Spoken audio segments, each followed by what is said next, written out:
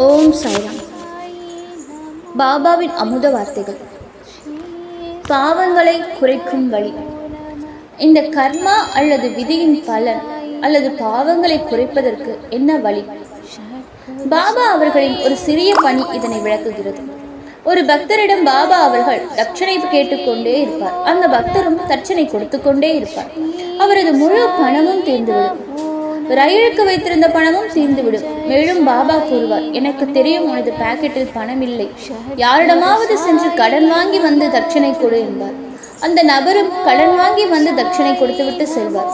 பிறகு பாபா கூறுவார், நான் உன்னிடம் பெற்றது தட்சணை இல்லை, உனது கர்மா அல்லது உன் விதி அல்லது பாவங்களை பெற்றுக்கொண்டேன். இதனைத்தான் ரமண மகரிஷி அவர்கள், நீ பிறருக்கு உதவி செய்வது அல்லது கொடுப்பதன் மூலம் மறைமுகமான உண்மை உனக்கு நீயே உதவி செய்து கொண்டிருக்கிறாய்.